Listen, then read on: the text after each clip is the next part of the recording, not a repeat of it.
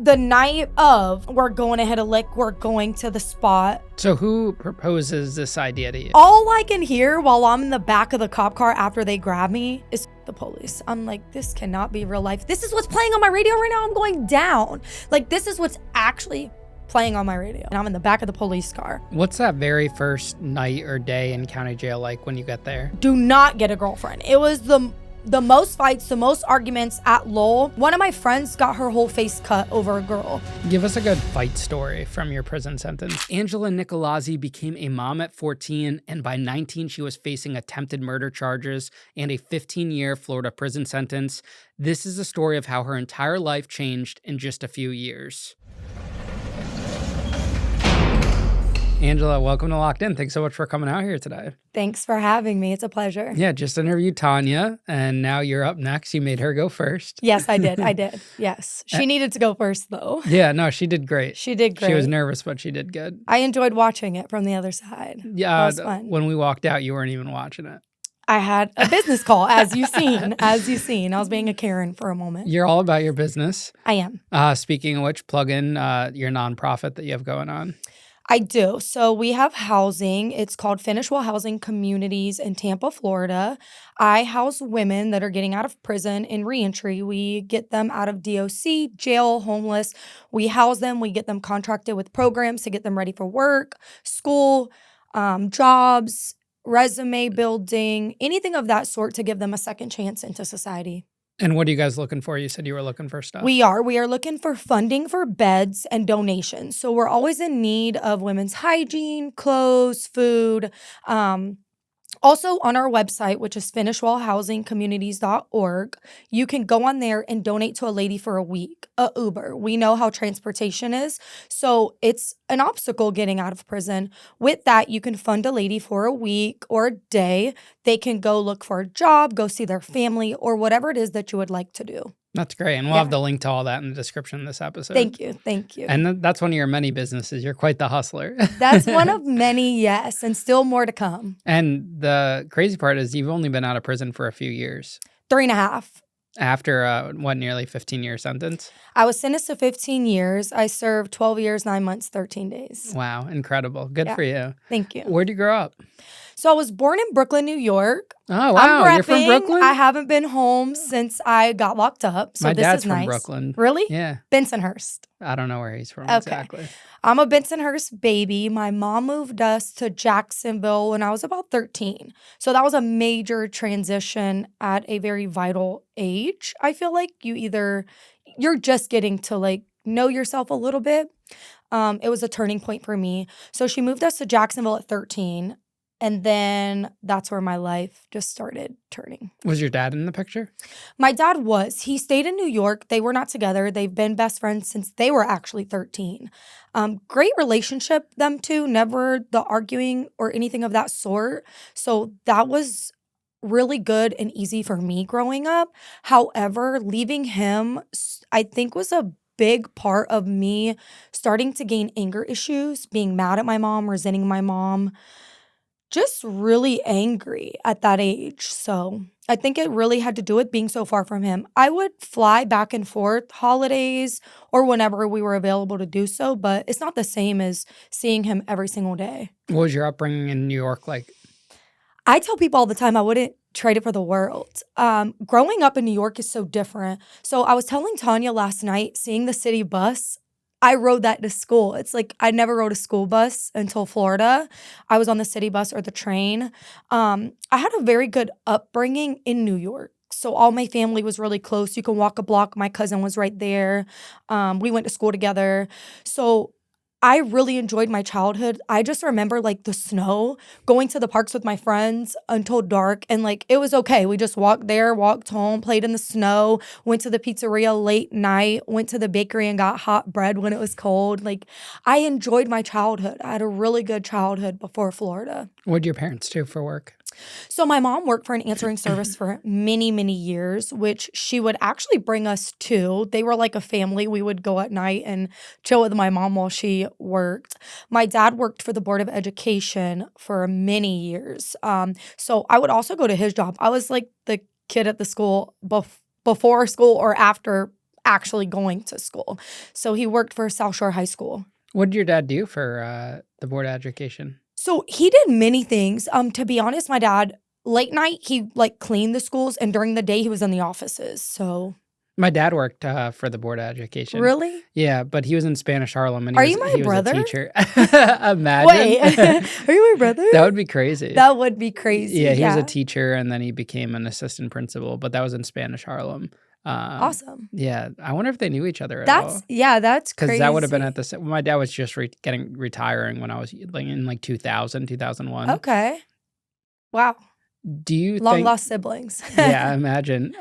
Do you think that your life would have turned out differently if you stayed in New York? I try not to think about those things. I'm grateful for where I am today, but I do believe that Florida changed it for the worse for sure. I was exposed to so much more than I ever was in New York. I think I was able to be a child in New York, and then when I got to Florida, it was like I couldn't be a kid anymore. Things were just different. Everything was different. Schools were different, and then I was so ahead of everybody. In New York, everything's first there. I feel like education is way ahead. So when I got to Florida, I was like ahead, but I wanted to fit in, and I started like failing. Just because I was getting bored. I was like, I don't even want to do this work. I've already done this. I'm ahead. So I don't know. I would like to know if I had a glass ball to see, I would like to know what it would have been like. But here I am. How would you have described yourself as a person in your teenage years? I was a troubled teen. I was a teen mom. So at 14, I was pregnant. Grateful now. My daughter's 20. She's my best friend. She lives with me. We get to be not only mother and daughter, but friends and confide in each other. I started being angry a lot. I was fighting a lot. I fought all the time. Very combative, very argumentative. It was always just a battle. Everything was like a comeback. Like I couldn't just listen. I didn't even have like a thought process or think before I speak. I said things that even now through my healing stages, I'm like, dang, why did I say that? So just my teen years, very troubled. Very troubled. Why do you make the decision to go forward with the baby at that age? I don't know. I think there was so much pressure on me to not have it that I wanted to do the complete opposite. For my mom, everybody in her ear, like, you're going to let her have that baby. Don't let her have that baby. It was like, no, I'm going to make my own decision. I think also being such a rebel at that age, because everybody thought it was so wrong, I was like, I'm going to prove them all wrong. And I'm going to have this baby. And I'm going to be the best mom I can be. How'd your mom react to your decision to keep it? It was up and down. I think my stepdad, her husband at the time, really was supporting me 100%. So he had an influence on her, like changing her mind and just supporting me also, because at first she was against it. Like, you're not ruining your life. You're not having this baby. You're smart. You're going to finish school. And then it was like, okay, but I am either way, with or without you. And with him saying, like, this is her decision. Don't let her hate us later on down the line, that she started, okay, you're pregnant with my grandbaby. And she started supporting me. Did you have a close relationship with your stepfather? I did.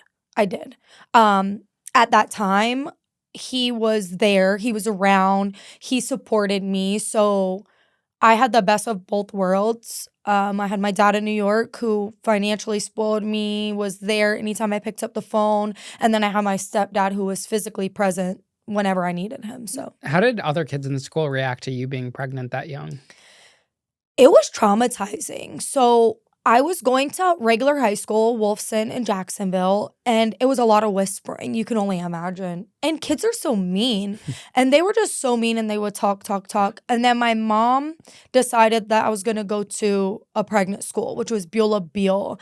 So I would take the bus to my high school. So I still would see my high school friends and peers while I was pregnant. And then I would catch the bus from my high school to the pregnant school. And it was an all-girl pregnant school in Jacksonville. I didn't know those existed. So I didn't either until it happened. And The amount of pregnant teens is crazy. Like, I didn't even know. I thought I was one in a trillion, but I wasn't. The school was full, and there was some teens that already had a baby, and they were on their second baby. I see why they made the show Teen Mom right after that. Real Like, 'cause life. you were just a few years behind that. Yeah. That's and it's real crazy. life. So, it is crazy. It is crazy. So do you feel like having a child that young was a lot easier because you were around people that were also having a child that young? Yeah, it was. It actually was. Because if I would have stayed in Wolfson, I would have been under a lot of stress versus being around women going through the same thing. We were able to like talk about things that I would not have been able to talk about in a regular high school. When you have a kid that young, are you thinking about your future at all, or does it automatically get shifted to the baby, especially when you want to actually be a good mother or a good parent and raise a kid? That's good. So it does get shifted. At first, you go through the trauma part. I was like in denial, I think, like this is really happening. And then you forget about yourself. You become selfless. It's all about being a mom. I was in law classes at Wolfson wanting to be a lawyer. That was my thing. And that was no longer a thing. So when my daughter was in daycare and I was in school, I was freaking out about her being in daycare. Is she getting taken care of? Picking her up with a wet diaper, freaking out. I remember just freaking out about that. I'm like, I'm not leaving her anymore. Forget school. I want to be a mom. So it does. It shifts. What about the child's dad? Where was he? So he was there. He was present every day, the entire time. We were both young, but he was actually there through it all. It's a crazy story. He was my neighbor. He moved in next door with his grandma, and that's how we started having sex. And I would sneak over there, and he would sneak. And one time my mom walked in and caught us. That was traumatic. And then around that time, I was pregnant. So my mom was marrying my stepdad at the time, and I was the maid of honor, and I was pregnant. And we were like, we have to keep this a secret because the wedding, that was crazy. I'll never forget that. But he was around. He was great. Even though we were both young, he did the best he could do. I did the best I could do. I remember him picking me up from the bus stop and carrying my book bag because I was big and pregnant and miserable walking home from the bus stop. So we did the best we could do with what we knew. Do you think you grew up really quickly once you had the baby? Extremely fast. Now I have full responsibilities. My friends are going to prom. They're hanging out. They're going to the movies. I'm at home being a mom. I never went to prom. I didn't graduate high school. Out of high school, I graduated in the county jail. Extremely fast. My childhood was gone after that. Why do you think having the baby didn't protect you from getting into trouble? And at that time, my mind was that I'm grown. Yeah, I'm 15 with a newborn, but I'm grown. I'm doing it. I'm the one up all night. I'm providing. Later on when I got in trouble, I was working. I'm taking care of a household. I have now, because I have 2 kids. So at that time, 18, before I got locked up, I had another baby. So it's me, my child's father, the kids in the household. I'm grown. In my mind, I was already grown and I knew everything. So there you have it. There wasn't no, well, I'm still young and I have a baby. I was an adult. So what ends up happening? Well, so around a year before I caught my charge, there was a really bad accident. My sister was in the car in front of us, 3 cars in front of us. I'm driving with my little sister and my baby in the car. My grandma's in the back seat. My brother's in the truck. The truck flips 6 times. My grandma passes away. During all of that happening, we find out that my sister's husband jerked the wheel. She jerked it the other way. That's what caused the truck to flip. Top heavy Explorer. My family went through a lot of anger, hurt. He never got in trouble for it. My sister took the blame for him. She was in a coma when she came to. Just a crazy experience and very traumatic. I didn't really know what trauma was until I got locked up. When that took place, everything in my family started shifting. I was mad at my brother for not whatever. My brother started taking pills. My sister got bad off on pills when she got out of the hospital because that's what they gave her for pain. She was in the hospital for months in recovery after that. I was angry at her husband. There was a lot of just anger issues, a lot going on in my family at that time. Nobody wanted to talk. Nobody really had any gatherings anymore. And everybody kind of was doing their own thing. At that time, my brother was getting in a lot of trouble. My daughter's dad was getting in a lot of trouble. They were stealing for money. They were, like I said, on pills.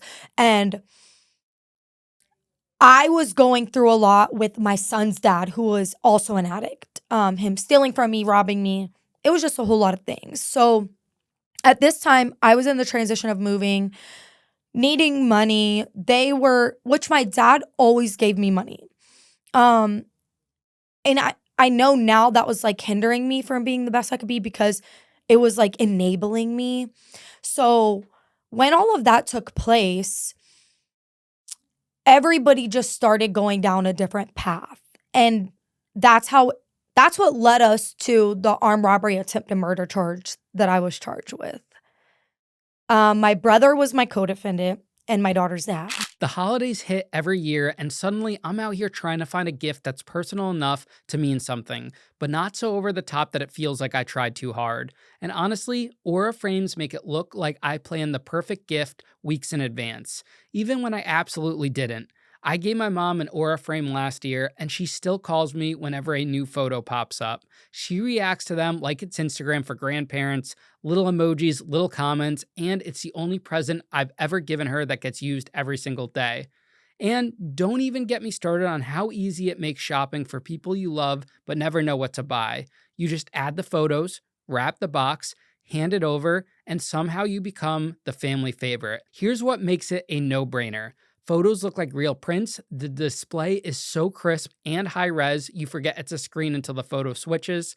Upload instantly from anywhere. You could send new photos or videos straight to their frame from any device. No memory cards or tech headaches needed.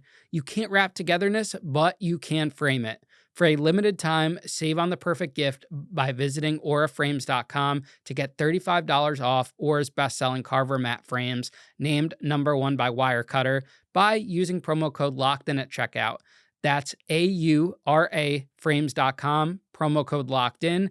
This deal is exclusive to listeners, and frames sell out fast, so order yours now to get it in time for the holidays. Support the show by mentioning us at checkout. Terms and conditions apply. Now, was your brother a street type of guy? What's his character like?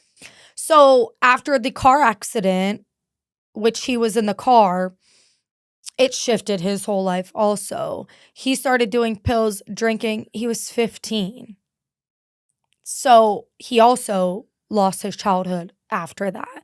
He was drinking, he was doing pills, he was hanging out with all the wrong people, adults. He was hanging out with adults doing these things. Not things a 15-year-old should be doing. Before this, have you ever committed a crime? I mean, I stole out of the stores like a little kid. I remember stealing like a lip gloss. My mom was like a manager at Kmart and I got caught and they were like, your daughter's out there. But other than that, no. Like I never was the type to like go out and commit crimes. I never really did much. I smoked weed. So before prison, like I never was like on pills or like anything like them or anything like that. I have tried it. I've tried it all. Didn't like any of it. Even now, because of that, even before prison, I'm big on drinking and driving. I will not drink and drive. My friends are always like, it's one glass of wine. I'm like, one glass of wine can change your life, my life, everybody's life.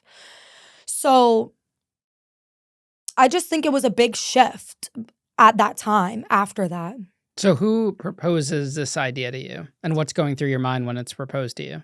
So all of us, to be honest, they had been hitting licks. And when I say licks, my baby dad, he would come. I tell my daughter stories all the time because he's still in prison. He's serving 40 years, 20 mandatory. Crazy. And I tell her all the time, I'm like, girl, your dad, she was 1 year old, and he's like, hey, go to my grandma's. He would rob trains. He would have the map of where they're stopping and clear the trains. He'd call me and be like, go to my grandma's. There's all this stuff for you and Haley. She had a 52-inch screen TV. I'm like, she's one. Like, what do you want me to do with this? $4,000 bedroom sets. So I was introduced to that life because they were doing it. And I was like, dang, this is fast money. Like, they're hitting licks left and right. They're coming up. So we had talked about it plenty of times, like, oh, let's hit a lick, but like never did it. And then I know they had hit some licks for like a bunch of computers and cameras, and they were selling this stuff for so much money. And I'm like, I'm over here struggling with 2 kids. I worked at the Hilton for a little while in the restaurant with a newborn baby, driving to the airport 45 minutes at 5 a.m. I don't want to do this. I want to do what they're doing. Like, you guys are hitting licks and getting all this money. Was he into crime when you met him, or did he evolve into that? So when I met him, he was already in and out of the system. So his mom and dad both were on drugs, crackheads, really bad. He lived with his grandma, in and out of the system, in and out of DCF. He had just got out of a program. Red flags. You don't see those when you're 14. You were probably attracted to that though, right? Yeah, the bad boy lifestyle. Before prison, that's what I went for. Even now, sometimes I'm like, if you never went to prison, you don't understand me. I just told you guys that. Yeah, you said you're looking for a felon. I like my felons. Shout out to the felons. As long as the mind shifts, because if not, then you're going back. I'm not sending you commissary. Sorry. I'm not the ride or die no more. I can't do it. So yeah, I feel like, I did like the bad boy thing before prison. I think for sure. most people could find that relatable. Yeah. Yeah, it's attractive, right? It's hot. It's like the adrenaline rush. And for him, it was really an adrenaline rush. We were young. It was the first time like I'm experiencing something like this.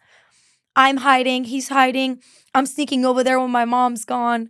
So it was more like a rush. So paint the picture for us of this plan coming together and what happens.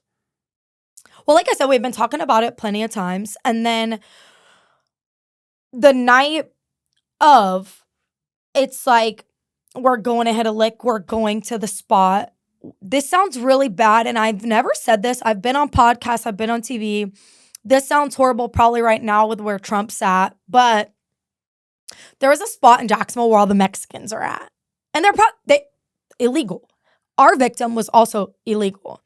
Had that crime happened today, it probably would have been completely different. The guy was an illegal alien from Honduras and making money and sending it back over there. Our state prosecutor actually got him legal to testify. Whole nother story. But we're all sitting there, we're going to go to that spot where all the Mexicans are. And my baby's dad was going to put him at gunpoint and rob him. Seems so fun at that age. When I think now, like, what happened? What the hell was I thinking? And I just was telling Tanya, like, even my judge said, you were sober doing this. You're an idiot. You were sober. They're on drugs. A lot of people that do these types of crimes have a background or they were high. You were sober. You did this sober. And I think it was the adrenaline for me. Like, they've been doing this. They're getting fast money. It's just fast. Like, it's going to be fast. And then the man gets shot and it's not fast. What kind of business was the man and the victim? You know what? I don't know. If I have to guess, it's construction, right? I don't know. I don't know. So the plan was just to rob whatever cash they had on them? So this wasn't even going to be they could have had nothing on them. Could have nothing. We got nothing. So walk us through the robbery. What happens? A lot of that is like such a blur. I was in the truck and just like, I just remember hearing gunshots and then my brother who was in the back seat jumping out and also discharging the firearm. And after that, it's like a blur. I just know panic. I was panicking so bad. Like, let's go. That's all I can think of. I can't even tell you, I don't remember even seeing him. Did he fall? Was he standing? Still till this day. I didn't know he was shot until they came in the interrogation room. Obviously, they soup it up. They make it more. They said he was dead. He wasn't. He had a wound to the shoulder. But at the time, they're like, oh, he's dead. And I'm like, I'm going to jail for murder. This is really about to happen. So just dumb, stupid. So you never left the car yourself? Not at the time that happened, no. So you're in the No. car, they pulled up, they got out, you stayed in the car. And he started running backwards. And when he started running backwards is when my baby's dad shot to stop him, I'm guessing. You know, it's like just a impulsive decision. If he's running, how can I stop him? So what do they say when they get into the car to make their getaway? You know what? I have no idea. Everybody was in a panic, like, go, just go. After that, we split up. They're doing whatever. I just remember, like, my brother stripping clothes. I don't know. My sister's baby's dad helping with, like, the gun and stuff. And then I leave. Until the cops get me. Where did the cops get you and how long after this incident? I got locked up same night. That's how dumb this was. When I leave, because they have my tag, so they get me.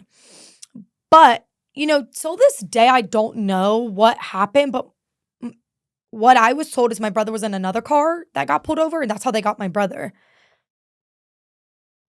I don't even know what was taking place. I got out of my truck and attempted to run. So the truck was your car? It was my car. Okay. So they had those plates and the registration and everything? Which they seized and decided they were going to keep. Suckers. Brand new. Yeah. And where were you at home at your place when they caught you? No, I was driving. Oh, and they pulled you over. I stopped. This is how ratchet I was. I was listening to F the Police by Boosie. And when I got pulled over, the cop was like basically cussing me out, like, duh, whatever, you expect that. And all I can hear while I'm in the back of the cop car after they grab me is fuck the police. I'm like, this cannot be real life. This is what's playing on my radio right now. I'm going down. Like, this is what's actually playing on my radio currently. And I'm in the back of the police car.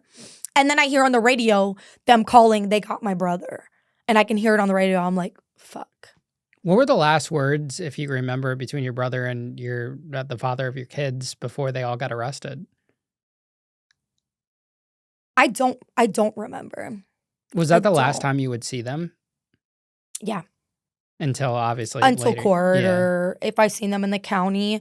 I had officers that would like look out and, you know, send kites and stuff to me and my brother to be able to communicate and send word, or I'd see guys at court, hey, tell my brother, whatever. But actually seeing him was a long time. So how old are you when you get arrested when this happens? 19. You're 19. They take you to county jail. Do you get bond or do they keep you there? No, they keep us. And then so I sat for 3 years on attempted armed robbery. Right when we're playing out in court is actually, because I sat in county 3.5 years.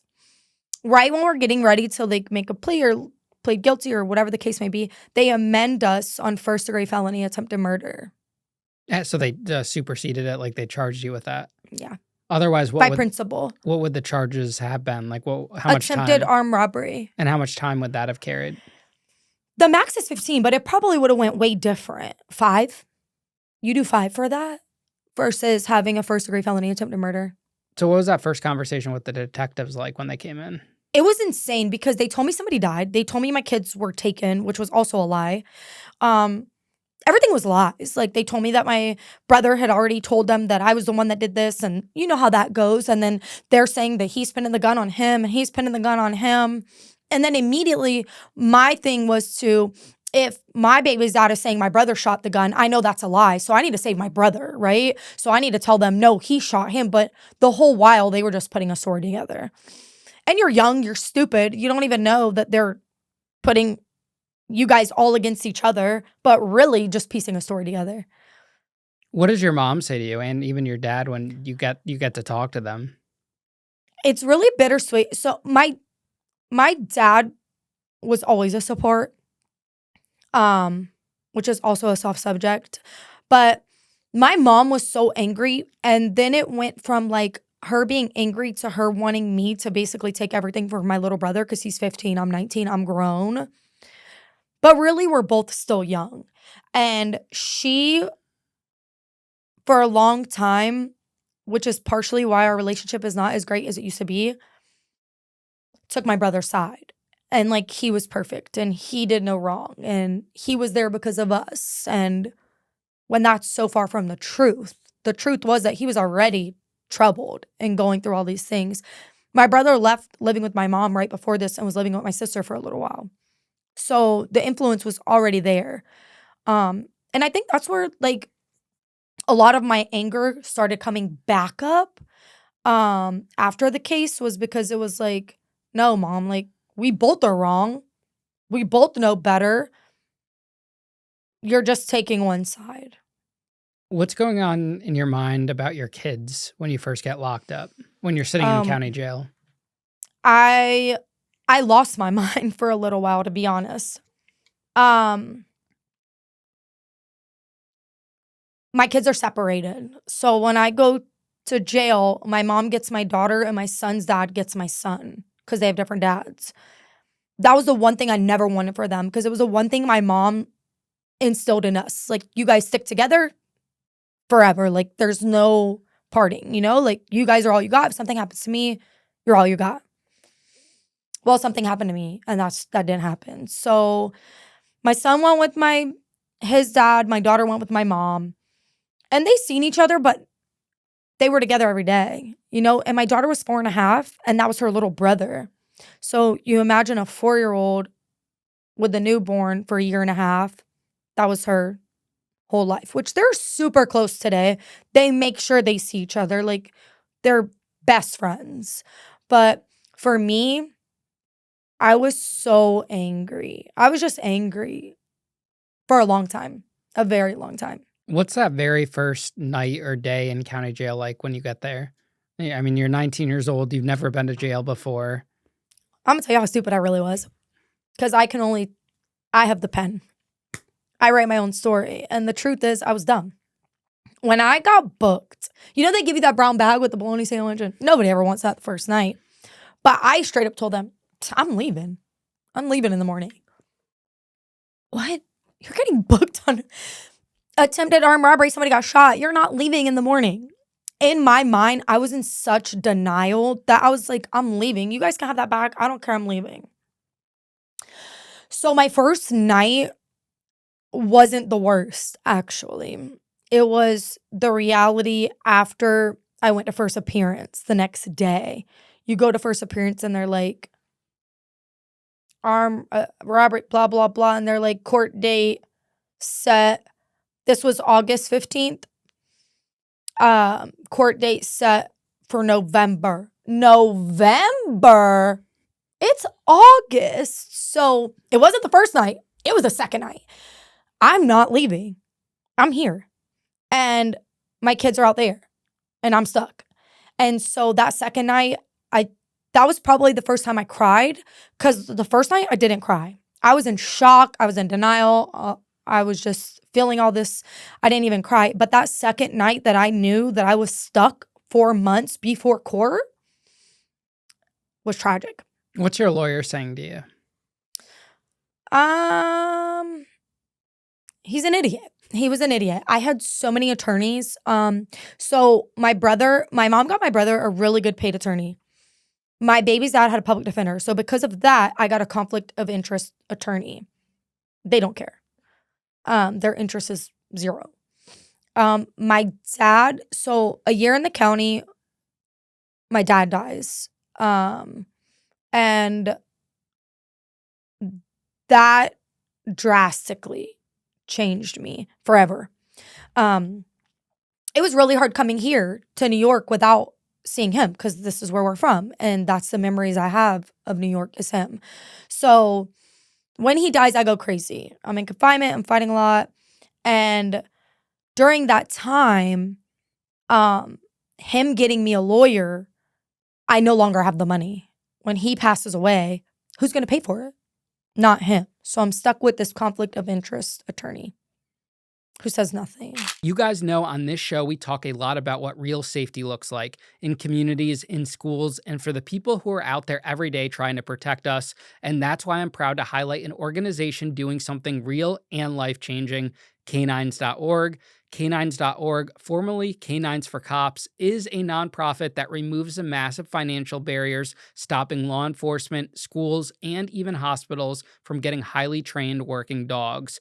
These are dogs that save lives, stop violence, find weapons, detect drugs, comfort survivors, and protect over 2 million students across the country. Most people don't realize this, but trained canines cost $45,000 to $65,000 each. Most agencies cannot afford that.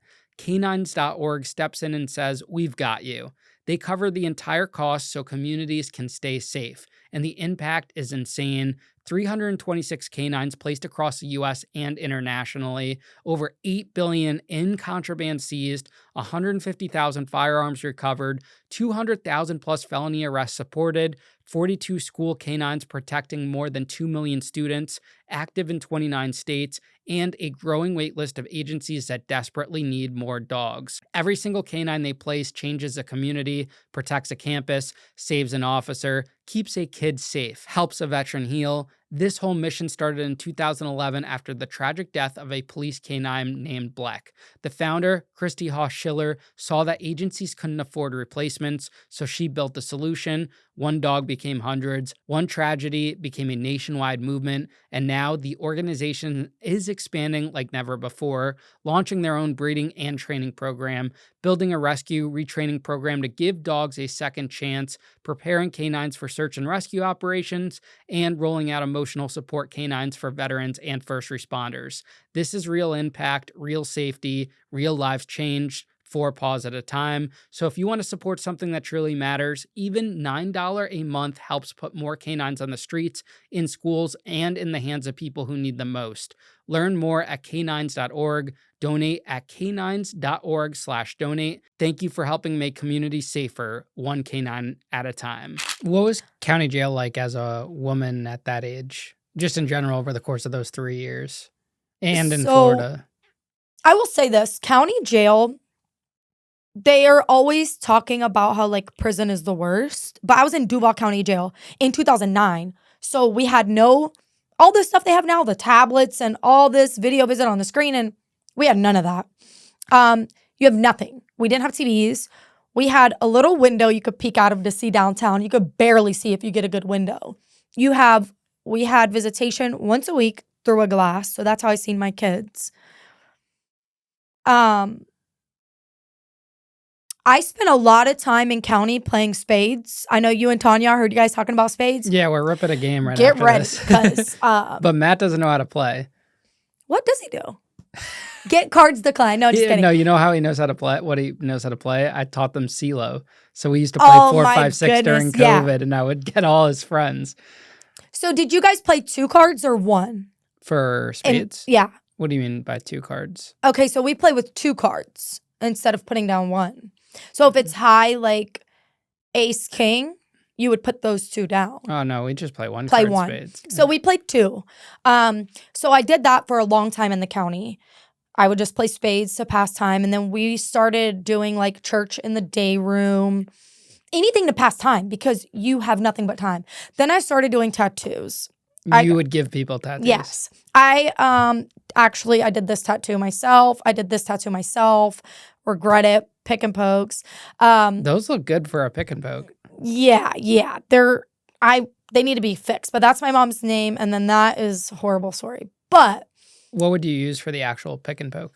So we would crush up pencil lead and then put a little drop of shampoo in it. Probably isn't good for you, but that's what we did.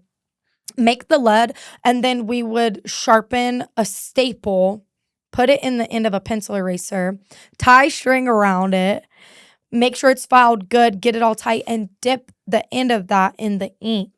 And then you just poke. And you would keep doing that, and the thread would hold the ink to go into your skin. Wild.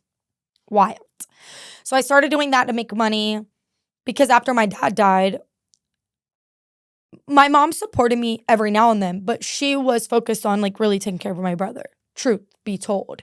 So I had friends that would look out every now and then, but my dad was my main source of canteen, of being taken. He did everything. So I started hustling. Like, I did tattoos. I started working out in the county. It started in the county. Like, I need something to do, work out. And then I realized I started building friendships and family in the county. You're in there 3.5 years. My best friend, Erica Thomas, is still in prison. She will be home soon, and that's still my bestie. And she was there since county. That's my family. We built families in there. So, What kind of charges are these women facing when you're in the county jail? whoa, I've seen them all. I've seen them all. It's so crazy because I was watching Prison Break before I caught my case. That was my favorite show. And I used to be like, I could never do that. And then I'm sitting in there and I'm like, oh, I'm in here with murderers and child molesters and everything you could think of, robbers and prostitutes and whatever it is. They're there. And then you see people because you're in the county. So you see, and you're like, what are you in here for? And they're like, oh, I was driving and driving unsuspended or whatever. And you're like, and then they get out and you're like, oh, I'm still here. Then they come back and you're like, you're back? I can't get out one time. And the door for the county is like revolving. You see these people so many times and you're like, what are you doing? I just want to get out one time, How do they react to someone your age? So the officers actually treated us really good. I am actually still friends with a couple of the officers from the county that really took me and my best friend under if I didn't want you in my cell, you were getting moved out. If you didn't clean, if you didn't want me talking in the toilet, because that's another way I pass time, talking in the toilet. Tell everyone about that. Talking in the toilet. So in Duval County, we're on the 3rd floor. So the 2nd, 4th, 5th, 6th is all guys. So you're bored. You plunge out the toilet. You sit on it like this. You plunge it. All the water comes out just from the pressure. And then we would make microphones out of the tissue roll and styrofoam cups. And then you stick the styrofoam cup in. You stick all the tissue rolls. We would take the pads, rip the pads apart. Destruction of state property, rip the pads apart, tape the rolls together, and then we had a microphone. And we would just sit. All the love I had in the toilet, all the toilet relationships that I was getting out here and getting married to and shenanigans, but it passed time. I met rappers in the toilet that would rap to me. So that's how I passed a lot of my time. I talked in the toilet. And before you knew it, it was count time. But we had this officer, Miss Shores. I loved her. She loved me so much. But she was a stickler for the toilet. So she would call out on the intercom because some cells, they can see you like talking on the toilet and they'll be like, Nicolazzi in 71, get your face out of the commode. And you're like, oh, shoot, I'm caught. And you hurry up and flush the toilet because they didn't want you talking in there. We even learned how to fish. So they would fish kites from 5th floor, 4th floor to the 3rd floor to us. And it was crazy. Like, tie that to a string, wrap it in some saran wrap from one of the bologna sandwiches, and fish it down. Like, it got crazy. But you learn survival skills. Like, you learn how to maneuver time, master solitude, really master timing. Like, the things I cooked in the county, Thanksgiving meals we had, it was crazy. What did your kids know about you being in there? Were they old enough to comprehend what was going on? No. So my daughter was actually at my sister's when they bust down her door looking for us because she had my kids when I left to commit the crime. So vaguely for a while, I think she just like remembered like the police coming in with guns, laying them all down, procedure. But they didn't really understand at that time. I remember having the conversation when I was in prison, like with my son, and he was like, yeah, even now, I just talked to my daughter. She's 20 now. And the other day, me and my little sister went out to eat.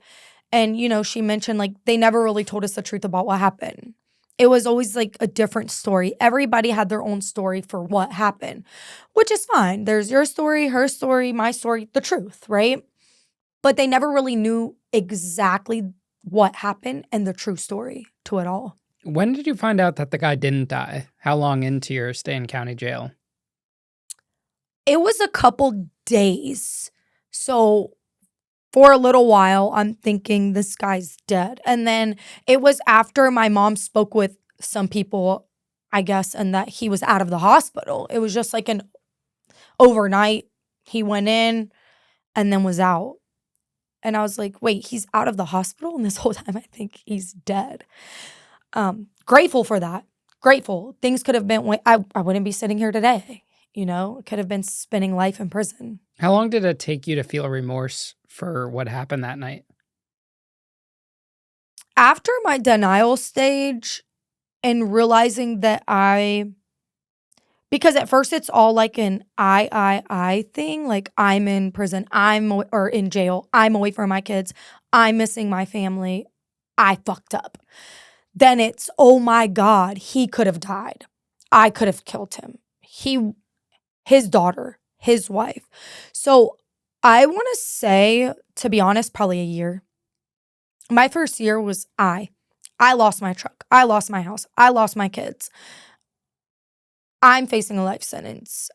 I'm angry. I'm sad. I'm mad. After my dad died, I realized how short life really is and to not take it for granted and realize that same thing for that guy, just an innocent bystander. Did you blame the father of your kids? I didn't blame, but in the beginning, there was that if I wouldn't have been associated with you, this probably would have never happened. But now I feel so bad for him because he has so much time that he doesn't deserve. I believe, yes, we needed to pay for what we did. Do I believe that he deserves 40 years, 20 mandatory? Absolutely not. No. Do I believe he's reformed and could get out here and be a great guy? Yes, I do. So I think there was like that, yes, but not really, but possibly could have. When you're sitting in county jail and you're seeing other women get sentenced to pretty large amount of times, are you thinking to yourself, yeah, that's not going to happen to me? Yep. Like, I'm probably getting 5 years. 5 years was it, because when I seen my pre-sentence investigation officer, you already have a DOC number, which I want to say, anybody who goes through that, you're going to prison. They already gave you a DC number. You don't realize it at that moment. When that PSI investigator comes to see you and they gave me J46969, that was my DC number for prison. That was my booking. That was everything. So I didn't know that when I was going through this. But yeah, I'm going home on probation for 5 years. All day. And then also on the other side of that, you see women getting out or doing county time. And I'm like, you got a year for the same thing I did? I'm still sitting here for 3.5. Mind blown. Why did they decide to escalate it to attempted murder? I believe at that time, my baby's dad had a chance of winning trial. My victim wanted no parts of this. He was an illegal. He didn't want any parts. They persuaded him, as the state does best, to be a part of it. He had a really good chance beating that attempted armed robbery in trial, but not attempted murder. Why is that? Because 1, we never got money. 2, he never physically touched him or took anything from him for an attempted armed robbery. And 3, the guy wanted no parts of it, didn't speak English, translation off, couldn't pinpoint anybody, never seen me. That guy couldn't, I could probably be sitting right here with him and he would not even know who I am. Did you think about going to trial yourself? Never. Never. Mm-mm. I always was, from the day in there, told like how scary trial is. And like, if you lose, you get max. I'm like, well, I don't want that. So I'm going to gamble this a little bit longer. So never wanted to go to trial. My baby's father, now, I wanted him to go to trial to at least have that little bit of hope. But then when they admitted us, that was over. Who gets sentenced first, and how do you find out about everything? How does the legal process unravel? I get sentenced first. I'm signing 10 years, I thought. I'm going in 10 years. I already have 3.5 under my belt. I'm just going to do like 4.5. And then me and my brother get sentenced same day, which was a setup by the state prosecutor because they praised my brother. He was in the youth upstairs, YO. He had better advantage as far as programming, rehabilitation, he was on Beyond Scared Straight. So the state loved him. So, with the plea and everything that took place, they sentenced us in the same room together, but me first. I thought we were both getting 10 years. And then the judge gives me 15. I'm in the holding cell, pissed. I'm mad. I'm just so mad. I'm just like, I want to fight the judge at this point. My brother comes out and he's in shackles. And I'm like, how much did you get? Like through the window. And he said 10. And my heart just dropped. I'm like, discharge a firearm, 10 years, and I got 15. Okay. Why did the judge decide to give you 15? He hated me. And I will say this for everybody that just in case, everything you do in the county counts. So I fought a lot. When my dad died, I fought a lot. I was in and out of confinement. I did dumb stuff. Like they moved me to the first floor one time and I was like, I'm going to confinement so I could be on the third floor and see my friends and whatever the case may be and talk in the toilet. Because on the first floor, you can't talk in the toilet. I'm devastated. I need to talk to my boyfriends in the toilet. And so I'm doing everything you can think of to get in trouble. I had so many DRs, which are disciplinary reports, wrote by the staff, that I had to go to court in jail.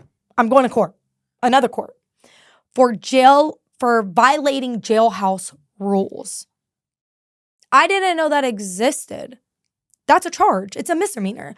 So I was in so much trouble. Every time I went to court, I'm in an orange jumps.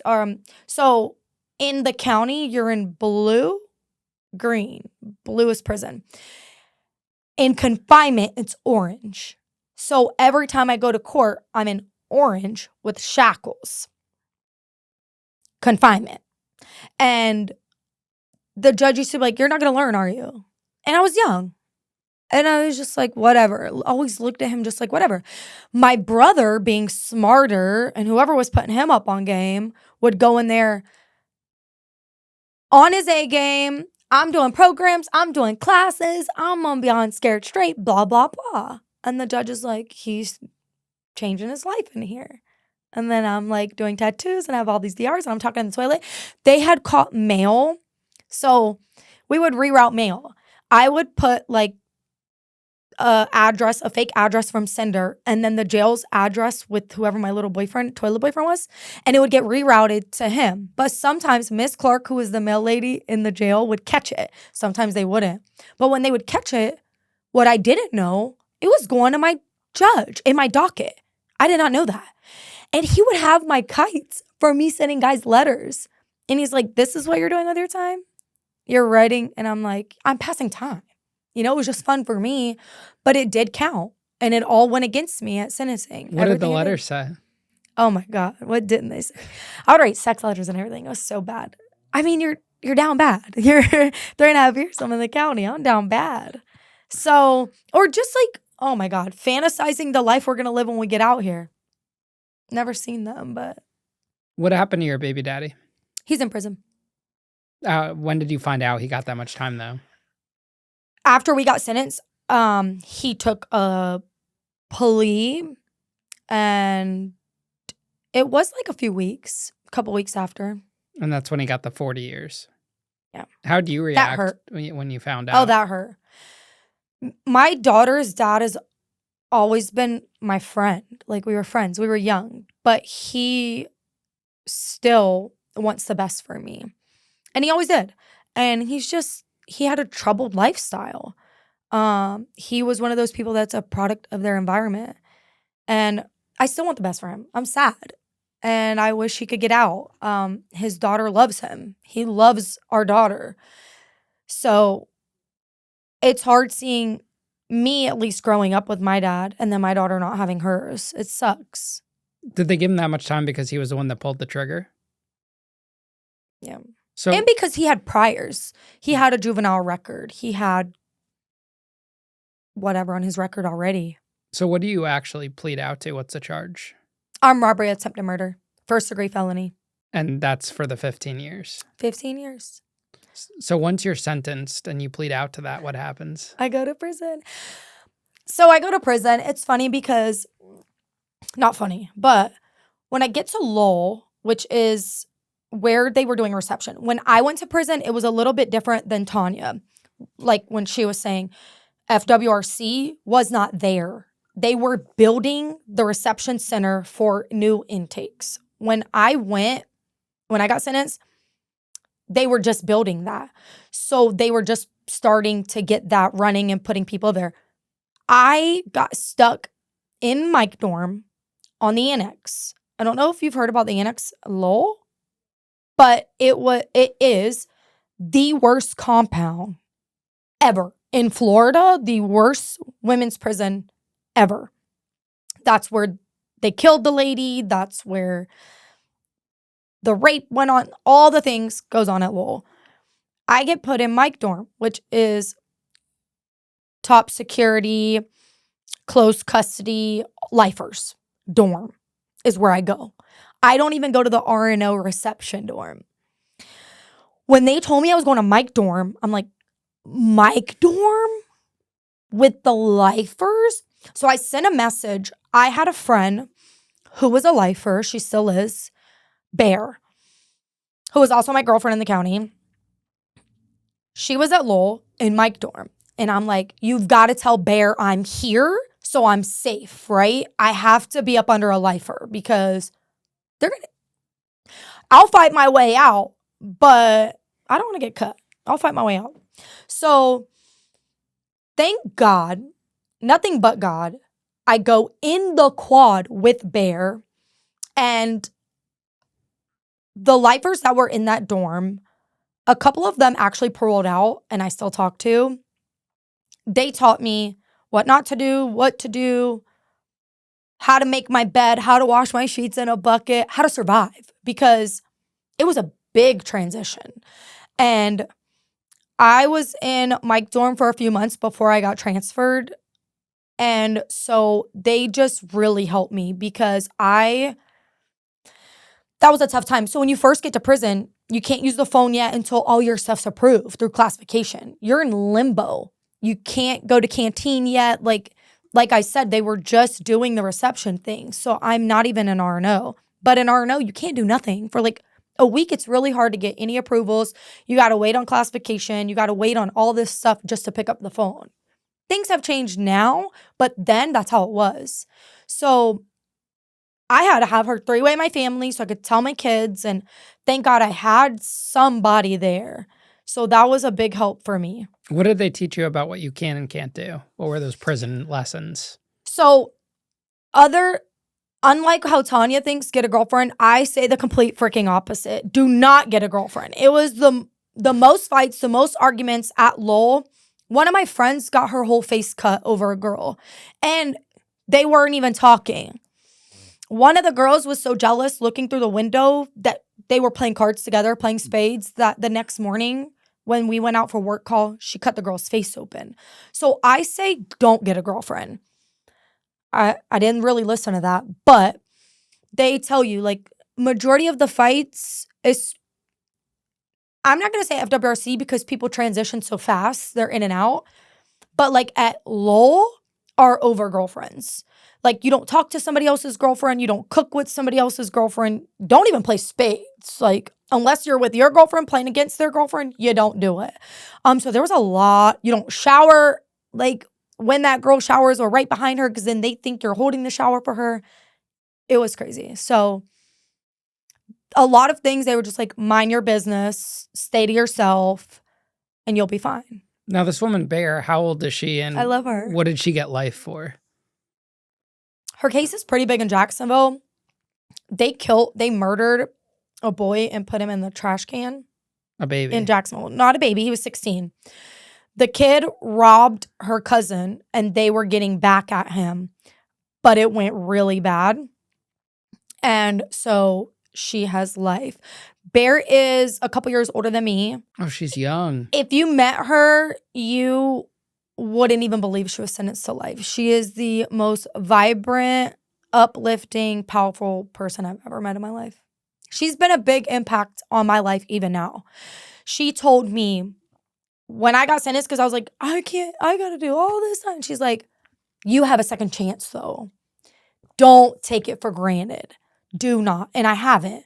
And it's like, I'm doing it for some of those people that are never going to get out and be able to. Did looking at her regularly make you think about what would have happened if your victim died? It did that. It made me think about that, knowing that she can't get out, no parole, nothing. And it also helped me become better, because it's like, that could have been me, but it's not. I have another chance. I have another opportunity. Like, I need to tell my story. I need to be better, get out here and live every day like it's your last. 'Cause you never know what could happen. And so it also impacted me in that way. Give us a good fight story from your prison sentence. You said you were Like getting my into fighting? Yeah, you said Oh you my got into a lot God. of I was fights. I fought over the toilet all the time in the county jail. Once I got to prison, I really stopped fighting, except with my girlfriends. That's who I used to fight, my girlfriends. I remember going to rec, Trell, and I slapped her in her face. Just ratchet. Why did I do that? Just crazy. But I fought more in the county than anything, and it was always over the toilet. And I remember pushing a girl down the stairs, and psycho, why did I do that? I'm just so glad I'm not that person anymore. I mean, I can get there, but I really do my best not to. I don't place myself in those situations anymore. I don't know. I fought so much in the county, I don't even know just one. I did flush a girl's face down the toilet. Tell us that story. Okay, so we were really territorial over our lines. So every 4 rooms is a toilet line. And she plunged out downstairs, which was my line. And you don't talk on my line. And she knew that. And she was talking. And she had her face all the way in the toilet. Because once you get really in that toilet, you don't make the mics anymore. You just put your head in and you cover the outside with a nightgown. And you're in there, face first. Thank God my skin is good, because all that. And I was like, Tanya, she's talking about me. It was this girl, Tara, and I was like, get off my line. And she was like, I ain't in it. You ain't? And she went back in the toilet and started talking. And I held her head in and I flushed the toilet. And we fought. We ended up fighting. And I was beating her up so bad. My best friend, Erica Thomas, came down and was like, get off her, before the police come. Yeah. What was the biggest difference between county jail and the actual prison for you? The freedom. So once I left Lowell, I went to Gadsden, which is a private facility. There's the dog program, Toastmasters, there's all these programs. It was a freedom, because at work call, you get out the door and you're actually starting to live some sort of a lifestyle. Like, you can go to rec and work out. You can walk to the chow hall and get your food.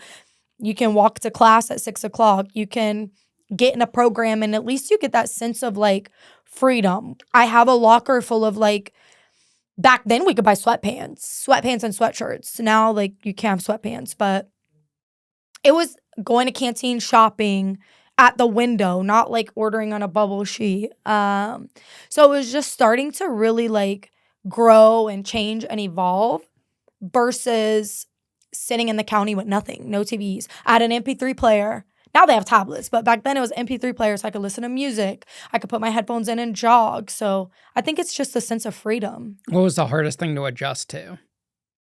The officers being told what to do. I was a rebel. So I'm like, you're not, okay, it's count time. You can't go to the bathroom? Can't go to the bathroom. If I gotta go to the bathroom, I'm going to the bathroom. Write me a CC. And I can just remember getting so many CCs at first, out of control. I'm surprised I made my date, but I had so much time to do it, because I didn't want to hear that. And it's just like them knowing they have that controlling you. Get in the yellow line. So now I want to walk out the line just because you're screaming at me to do so. And it was just adjusting to like that. But I know that structure taking it out here has helped me. Did you ever try to control an officer? I did. Manipulate one? Yeah, all the time. It was how you survive. How would you do that? Pretty girl privilege. Really. And then I had a good job. So once I started at Gadsden working out, that became my job every compound I went to because I was transferred quite a lot. And I mastered just proposing the wellness, like how great it is and how it reduces fights and how it gives women something to do.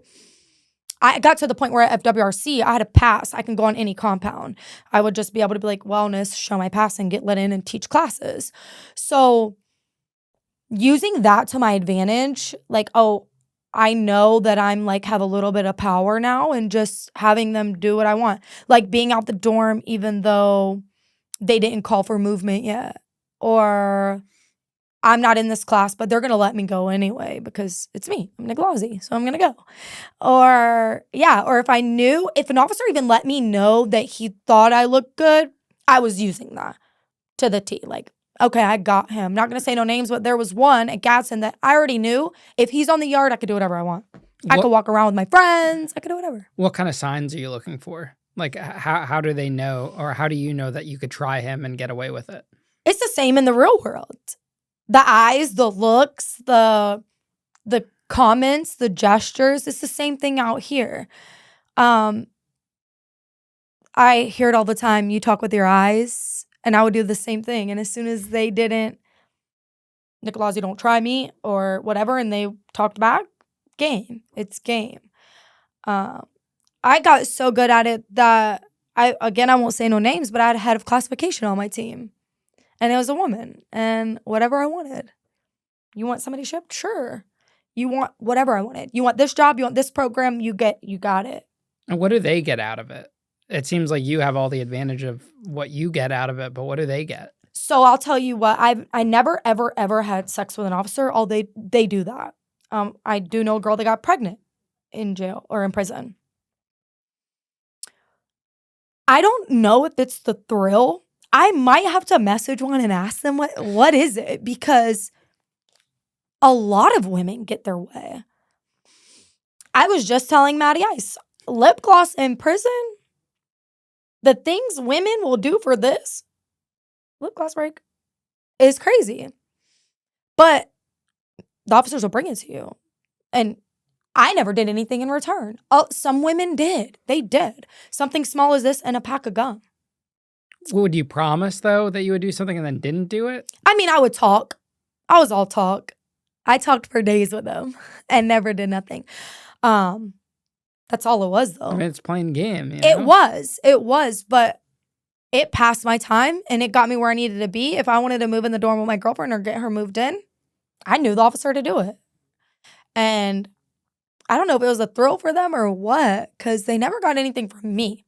I can't say for the rest, because there are some, but... Were you into women when you were in prison? Yes. I had so many girlfriends.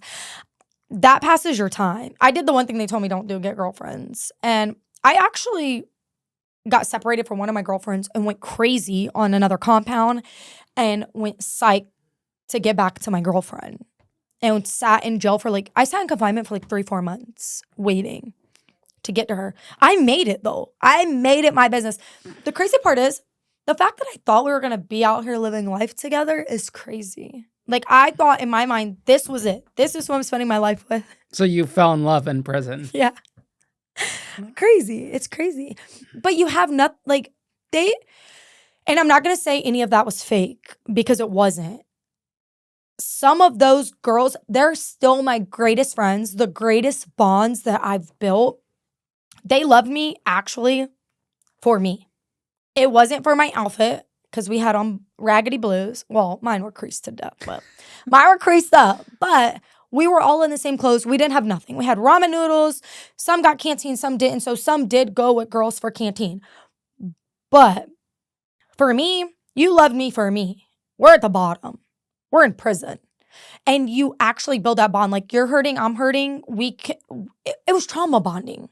It was trauma bonding, but I've built the best friendships out of those.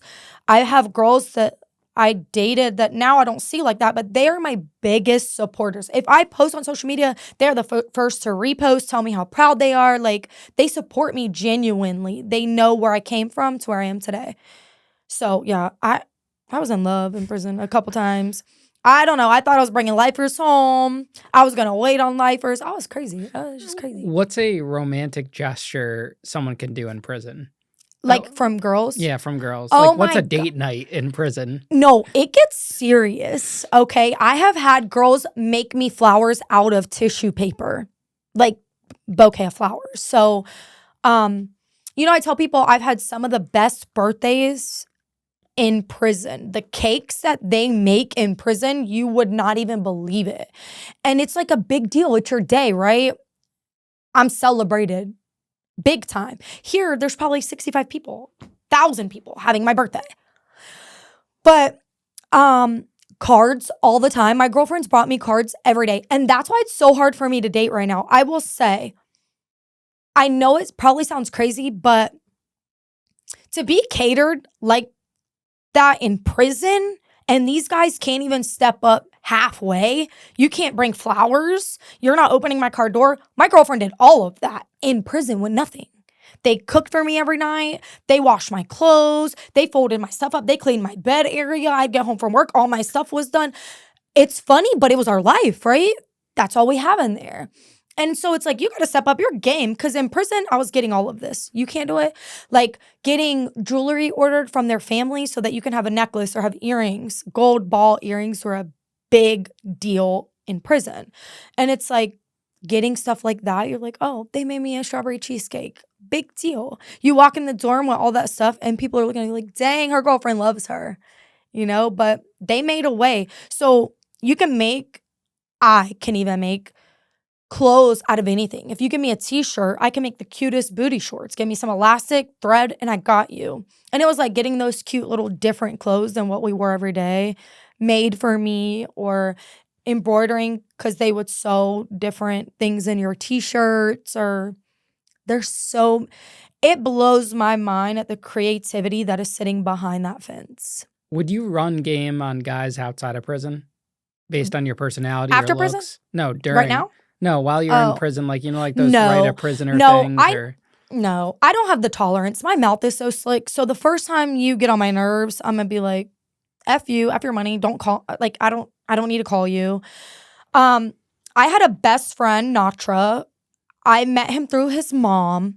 He was there through my whole sentence, my whole bid. I mean, he disappeared every now and then, but in the county, every week, if my kids didn't come, my mom didn't come, he was there.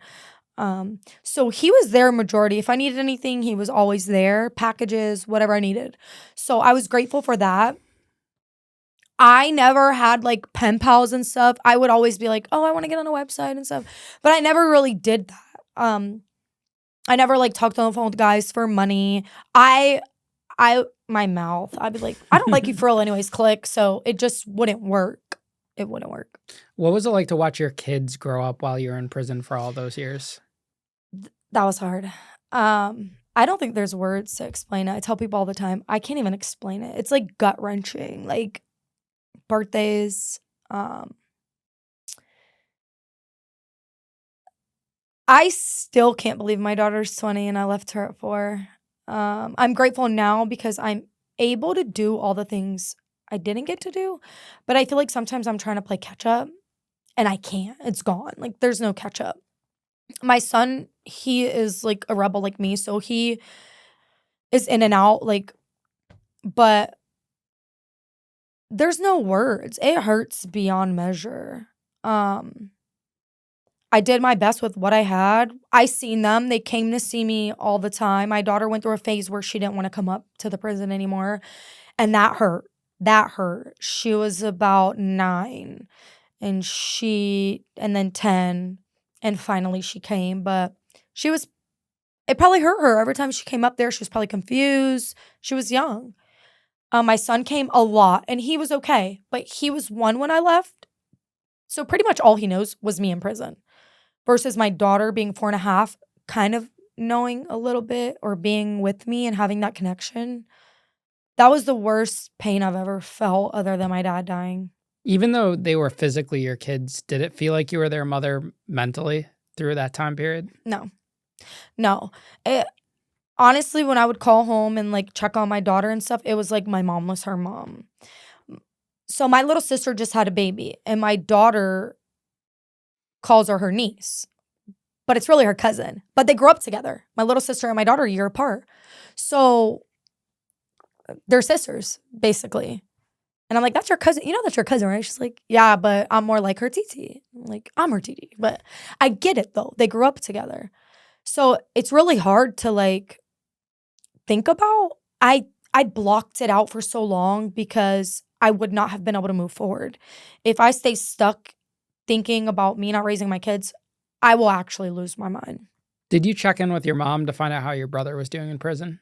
Yeah, all the time. How did he do? He did good. He thrived. And I think there's probably more to, like, because men's prisons are different than what they go through than women, but he still was doing good, doing programs, taking advantage of the opportunity that he had. And once I got to prison, I did the same thing. I got state certifications for PC support. Like I told you, I did Toastmasters, leadership skills, public speaking, which is something I love doing, making an impact. I took life skills 100 times. Got my GED in the county. Well, it's actually a high school diploma because in the county, they have a program where the city actually comes and does school. So I was able to get a high school diploma in the county, which helped a lot when you get to prison because you can't get in the programs without your GED. So then you got to go. And if you don't qualify, like Tanya couldn't even get in a program, then you're just screwed. You don't get the education part.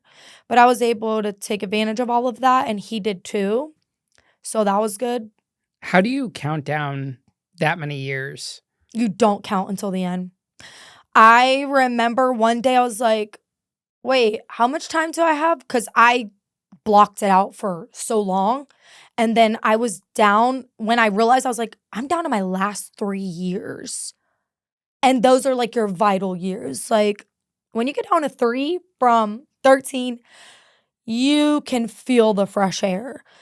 And that's when I started counting down. Before that, you just do your time. You do day for day. Like, I'm in today. I'm going to deal with today. I'm not going to think about tomorrow. Tomorrow, I'm in today. I didn't count down that time for my last 3 years. Does it feel like you did that much time? Like you missed that many birthdays, that many holidays, all your child's lives, your lives? Does it feel like that when you look at it now? Because I know for me, like the 3 years I did, it doesn't feel like I was gone for 3 years. But in the moment, it feels like you're gone for that period Forever, of time. right? It's still surreal. Like when I was just in there talking to you, and I was like, I did 12 years, 9 months, 13 days. I actually did that. Now it doesn't feel like that, but when you're in it, it feels like forever. When I was in it, I thought I was never gonna make it out. Now that I'm out here, I'm like, damn, I did that? That was fast. Like, it's gone in the blink of an eye. When you get to the end of your sentence, what are you thinking about future-wise? It's crazy because my entire mind has shifted from that point. So in wellness, like I said, so I wanted to be a wellness instructor. I wanted to get out here and do the same thing, which I still work out. And still, till this day, want to teach Zumba and dance fitness, but I'm doing so much right now that it's been getting pushed to the back burner. But I know that was my baby. I built it in there, and it still burns in my heart. At that time, I was going with a friend that I met in prison to Indiana, which I did. She has food trucks, businesses, very successful. And I just wanted to immediately start working was all I could think about. I need to work. I need to work. I need to work. So that's what I did. And then I was like, wait, I'm doing all this, but my kids are way in Florida. I got to get back at least closer. I flew them to Indiana for 2 weeks. And when they left, I broke. I couldn't even focus on work anymore. I was making mistakes. And, I'm fresh out. She wants me to run social media. I'm like, what is social media? I don't even know how to post on Instagram. What is Instagram? I remember thinking about the posts I used to post when I first came home. And I'm like, oh my God, I deleted all of it because disaster. When I got locked up, MySpace was a thing. So that tells you where I was at. MySpace and Black Planet. I get out. Instagram's a thing. People are making money on TikTok, all this social media stuff. And she wants me to run social media. Ma'am, I don't even know how to post. So she had a gym with boxers and professional boxers, and she wants me to do all this. And I can't. Like, I mentally can't. My kids are here. I'm dealing with acclimating back to society. And it was the first time, and this is also the first time I speak on this in any of the podcasts I've done. It was the first time I fumbled a bag. She's well off, doing amazing things. And I would have been a millionaire today had I stayed. The opportunity that I had in Indiana was massive. I got out and immediately had keys to a gym. Not a membership. I had keys. I was running Prime Boxing Gym. But I fumbled. My emotions were everywhere. I just did all this time. I don't know where to start. You're handing me paperwork that I don't even know. Like, I'm still just in a phase of, oh my gosh, I'm free. I don't know what's next. I'm just trying to learn. And with her being such a businesswoman, it was like, do it. Just do it, And I'm like, I don't know what to do, So that was the first bag I fumbled. I will say that. And I can admit to that. But at that time, my last 3 years, that's what I was working towards. Going home to run her gym, going home to work on her food trucks, going home to do all that, to then figure out what I was going to do with my kids or move here or whatever. But it happened way faster, just a few months. What was something that you expected and you were looking forward to when you got out that never came to fruition?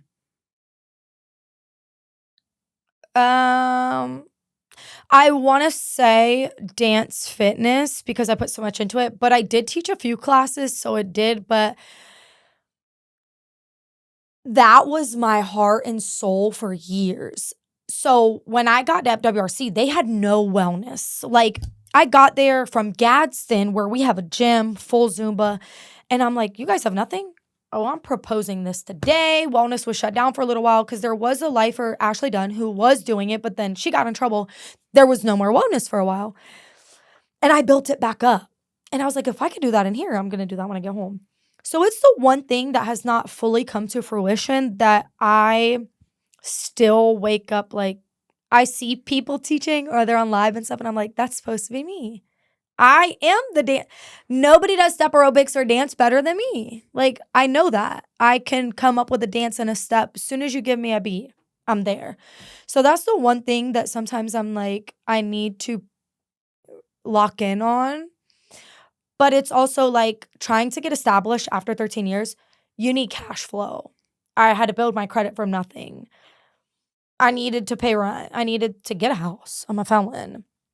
I needed all these things. So that's why I did the transition house. And that's why I started a cleaning business. And I also bartend because I'm like, I need that first.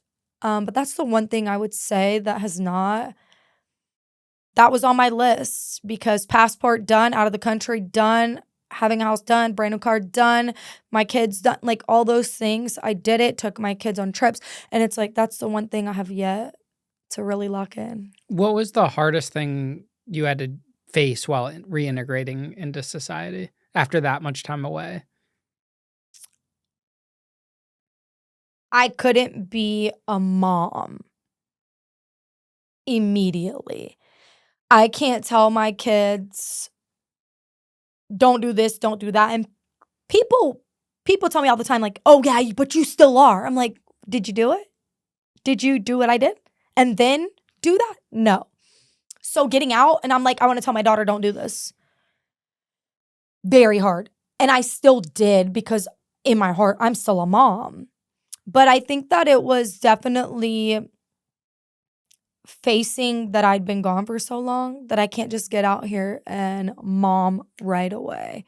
I have to earn their trust. I have to earn that relationship back. They went through things too. I'm gone. My daughter's dad's gone. My daughter went through a lot.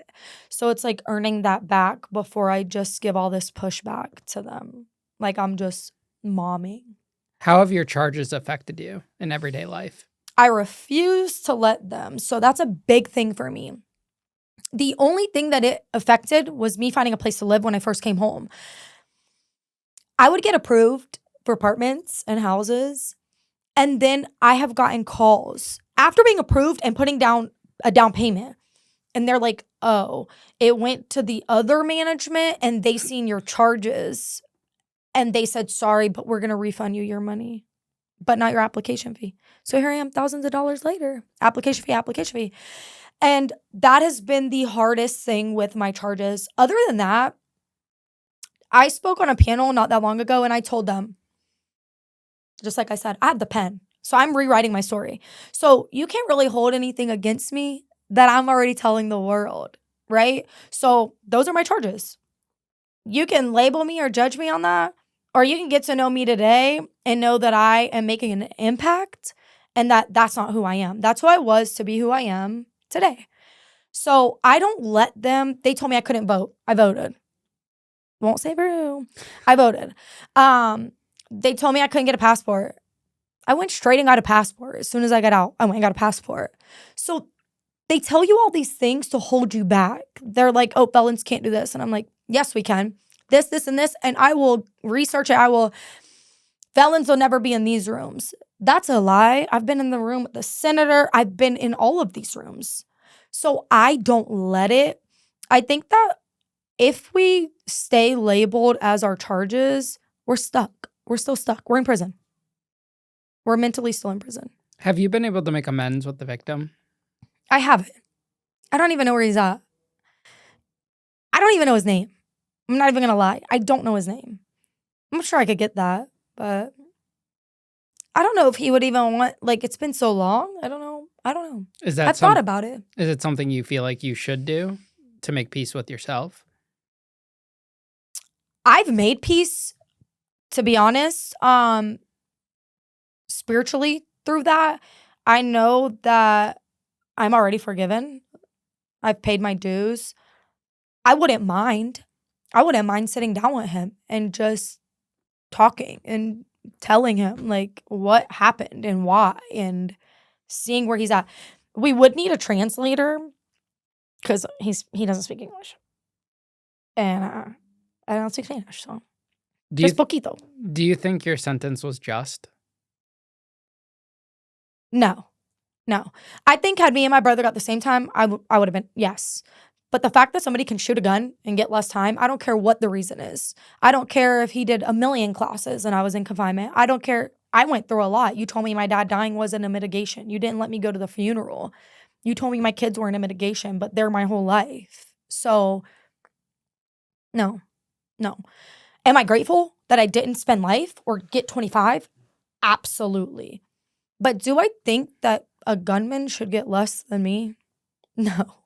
Would you change anything if you could? If you could go back in time? Nope. The only thing that, again, is me not raising my kids. But I wouldn't change a thing. I love who I am today. And I wouldn't be here if I didn't go through all that. I don't think. I know that not raising my kids hurts still a lot. And my dad dying and me not even being able to go to the funeral. I haven't been back to the city since he was alive. So last night I was driving and I'm passing like Lafayette. And I'm like, oh, my sister went to Lafayette and all this. And I'm just like, it was a wave of emotion in my head, just like, and on my heart, like, dang. But I wouldn't change anything. I'm happy where I am today. I'm grateful. Life did what it needed to do for me to see through the lens that I see through. So if your daughter got pregnant at 14, what would you tell her? I'd faint. I would probably tell her do not have that baby, but also I'd be there every step of the way. I know how big it is as far as support because I had the support. And that's not what caused me to go to prison, right? That me being a mom at 14 wasn't the cause. So I would support her through whatever decision she chose. Thank God she's 20 with no kids because I need her to just wait a little while longer because my grandbaby is going to be spoiled. So I need her to wait a little bit longer. I want to travel a little bit more, but I would support her. I would support her. How do you want people to remember you? As the woman who made an impact, change. You know, if I can change one person's mind to make a dumb decision or to just see life differently. I love life. Like, I genuinely just love life. I love waking up and being able to make coffee in the morning. You know, people take that for granted. You know, you laugh, but think about it. I love being able to choose, do I want to go here to eat or here to eat? People just exist for a very long time and then they're gone, right? I want them to remember that I lived. I actually lived life. I traveled. I smiled. I laughed. I cried. Not a lot because I'm not a crier. But I made a change. I housed women when they could have been homeless, regardless of what they did to me in prison, because I've housed women that weren't so nice to me in prison. We didn't get along.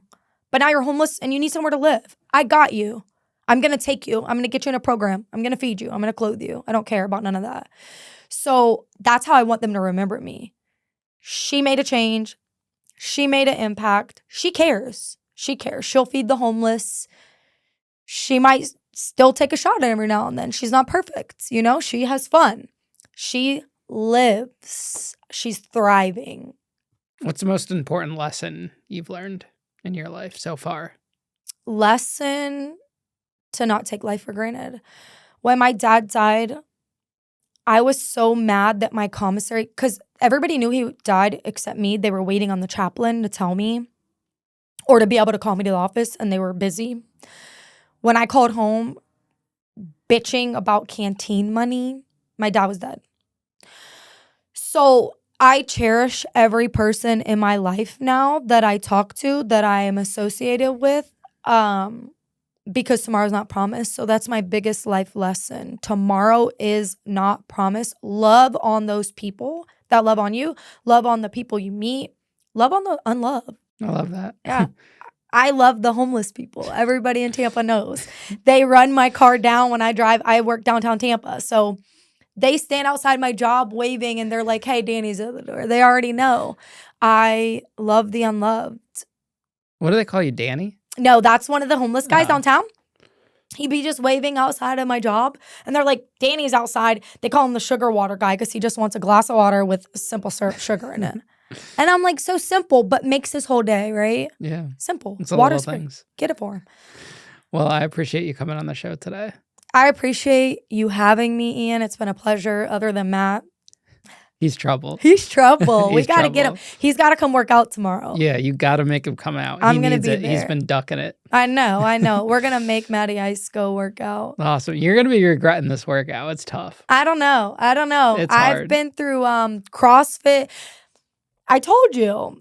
You can win free world lip gloss at Gadsden, whoever planks the longest. I remember crying holding a plank. I have tears and sweat. I'm going to hold this 14-minute plank. I want to win this Heart Walk challenge and get free world lip gloss. You're funny. Well, yeah. Thank you again for coming on the show. So much. This was a great conversation. Thank you for having me.